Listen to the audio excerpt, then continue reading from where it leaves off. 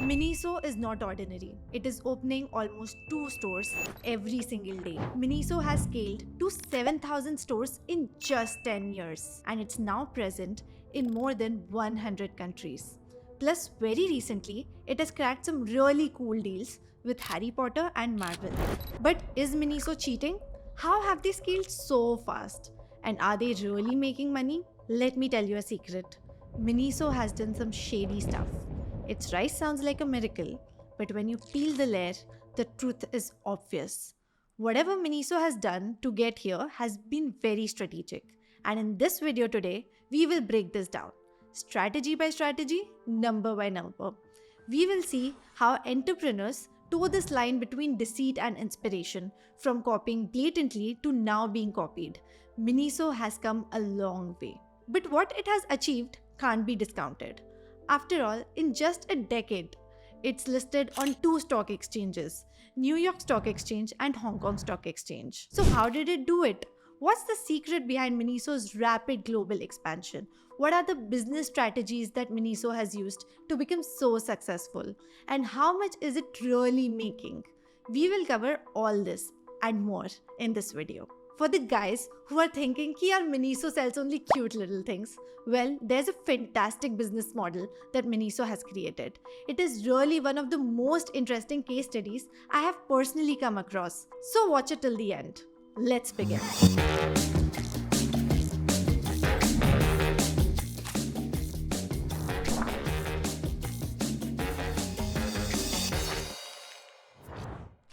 The year was 1978. Ye Gufu, the founder of Miniso, was born in Hubei. Hubei is a beautiful little village in China, surrounded by mountains and forests. Like many of us, Ye was blessed with hardworking parents. They did everything they could to make sure Ye went to school. But Ye had dreams that went beyond the mountains. He would stare at his calendar. He had these little pictures of popular cities like Beijing, New York, and LA. He wanted to visit these places in his lifetime. So, like all of us, he worked hard. He earned a degree in economic management at the age of 21. He then started working as a salesman at a steel pipe factory. But selling steel pipes wasn't what he wanted. Business was his dream. So after a while, he started taking chances on his own. First, he tried a pottery business with a friend. But things fell apart when partnership issues got in the way. Then he tried something new, a discount store called Ayaya, where everything was priced under 10 yuan. And here he struck gold.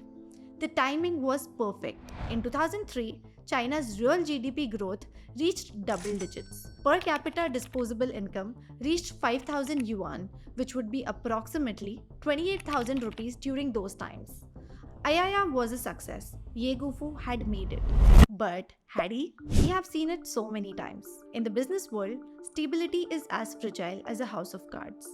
Around 2009-10, China was being branded as a cheap, low-quality producer. You could get anything manufactured in China, but quality was an issue. This obviously had an impact on Ye's business as well. By 2015, China's nominal per capita GDP hit 50,000 yuan, around 5 lakh rupees using 2015 exchange rate. The average Chinese consumer now wanted more bang for their buck. Quality mattered more. Young people became a part of the workforce and became demand drivers. This newer social media friendly generation wanted products that would signal their affluence, like it's happening in India as well. So many consumers today want style first, along with utility. Take Mokoware as an example. In China, another interesting thing happened. Offline shopping made a comeback.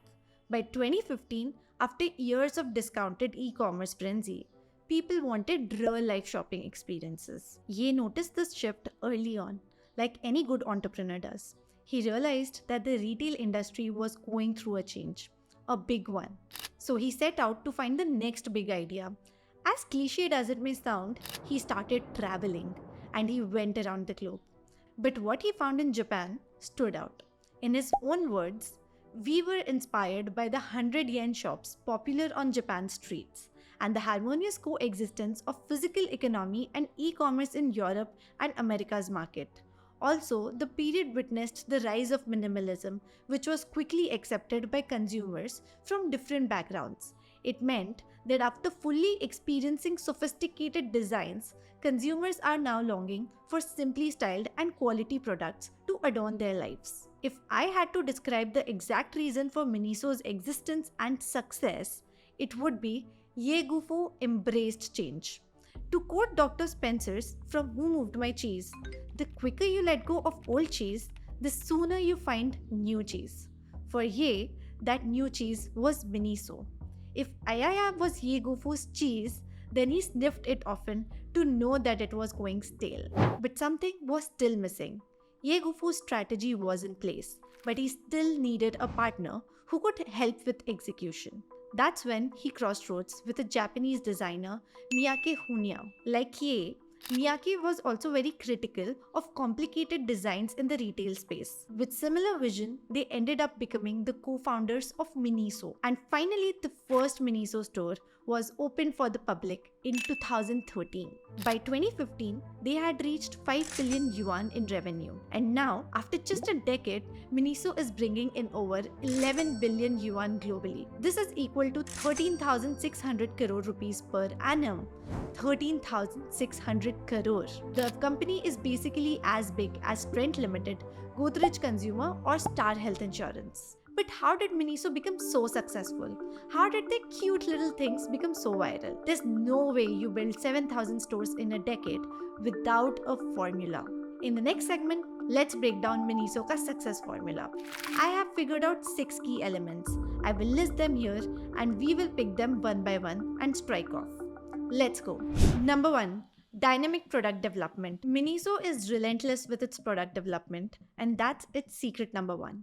They have an interesting philosophy for launching new products. They call it the 7-Eleven philosophy. It means every 7 days, Miniso launches 100 brand new products. They pick these 100 products from a list of 10,000 ideas, and they make sure that these ideas are fresh. How? They legit hire the best of the best designers from Finland, Denmark, Norway, Spain, and South Korea. This is their launch strategy. But they don't stop here. Even at the customer touch point, they have a smart store system that helps them understand customer behavior. Designers take all the store level customer feedback and create products. And for anyone who has shopped at a Miniso store, you know that the products are not just simple and stylish, they are also very practical. Design basically is a big element for Miniso, hence it becomes a risk too. What if it suddenly doesn't have enough designers to create what the customers want? That's why, to hedge against this possibility, they have set up the Miniso Design Academy. This is to basically train the next generation of talent and make them Miniso worthy. The organization is built in a way to make sure that they never run out of creative talent. But Miniso isn't just about good-looking products. It's about products that feel like a deal. Basically, value for money. And this is the second key element of Miniso's success. When e-commerce took off, traditional retail got shaken up. Suddenly, middlemen became irrelevant. Discounts became the norm. And so, people started expecting lower prices. For Ye Gu Fu, it was a wake-up call. If they were going to survive, they would need to keep prices tight. Every penny that the customer spent had to be worth it. So, with Miniso, he decided to play the volume game. Miniso started buying in bulk to drive down costs, and they kept gross margins at just about 8%. On this 8% margin thing, we will discuss this in detail in the last segment. We will look at numbers to check whether they are still at only 8% margin or is it higher now. Coming back to the story. In 2020, 95% of Miniso's products cost 50 renminbi or less. The goal was clear: keep quality high and prices low. As Ye puts it, we hope to establish a new business model to break the price inflation of traditional retailing and make the price truly match the actual value of the products. And we also focus more on quality improvement. Moreover, as a consumer myself, I deeply understand that consumers all desire a combination of high quality and low prices instead of low price and poor quality. So good quality product? Check. Reasonable price? Check. But that's only part of the equation. Imagine if these great products were buried in a chaotic, overcrowded store. Shopping would feel like a chore, right? That's where Miniso's next move comes in. Creating an exceptional shopping experience. Step inside a Miniso store. you will immediately feel like it's a very different format than regular stores. Every store is designed to feel like a treasure hunt, bright, accessible, and engaging. Miniso thinks of everything: the best visual effect, the perfect shelf height, even the layout that keeps you exploring. With new products every week, there's always something fresh to find, making each visit feel like a game. As per some sources, stores rotate products every 21 days to keep things interesting. So now we have great products, good prices, and a fantastic in-store experience. But how do you scale that across the globe? This is where Miniso's asset-light model comes into play. This is the fourth key element. Miniso does not own their stores. They work with franchisees and distributors. This has actually helped them expand their footprint. Imagine trying to manage thousands of stores on your own, that too so far and wide, spread across 100 countries and multiple continents. Imagine how much capital and manpower that would need. Plus, it would be a logistical nightmare. Isliye, Miniso decided to let partners do most of the heavy lifting. Out of over 6,400 stores, Miniso directly operates just 264, comes to around 4%. In China, most stores are run under the Miniso retail partner model, while international stores work with local distributors. It's efficient. Franchisees put up the capital to launch a store, but Miniso keeps control over management and operations. In Ye's words, franchisees prepare the money to launch a store, but the right of management and operation still lies with us. The franchisees are more than happy with this deal.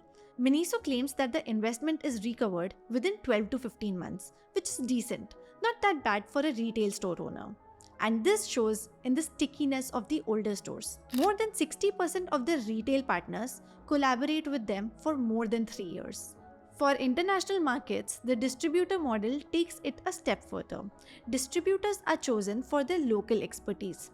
They buy directly from Miniso and handle all sales in their region. Distributors even sublicense rights to local franchisees. If you want to open a Miniso franchisee in India, you will have to invest around 70 lakh rupees.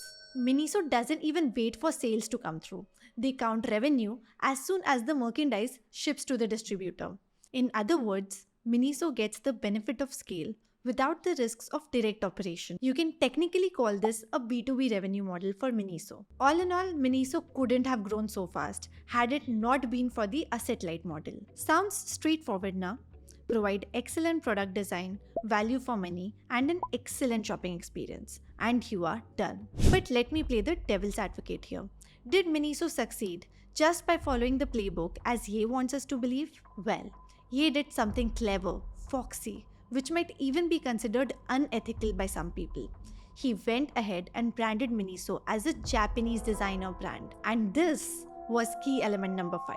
So Ye branded Miniso as a Japanese designer brand. But why? Well, would you trust a company that introduces itself as Chinese and promises high quality at low prices? Many wouldn't. China's reputation for cheap, mass market goods doesn't disappear overnight. Ye knew that. But with his co-founder and chief designer being Japanese, maybe he saw an opportunity. Miniso leaned into the Japanese look. Store layouts, product designs, even shopping bags. They went further, stamping Japanese designer brands right beneath the logo. The effect? Customers started seeing Miniso as Japanese, bringing with it association of quality and elegance. When netizens figured it out, they demanded an apology. Miniso obliged. But the perception was already ingrained. The job was already done. Well played. And the Japanese branding wasn't Miniso's only questionable move. They also blatantly copied Uniqlo's logo. Yes, look at them side by side. And if you're wondering what's in a logo, let me tell you, logos carry massive weight in a brand perception. It's a mental shortcut. For some customers, Miniso's logo led to confusion. Was this another Uniqlo brand? Others who had already experienced Uniqlo subconsciously associated Miniso with the same quality. And Uniqlo isn't the only one Miniso took notes from.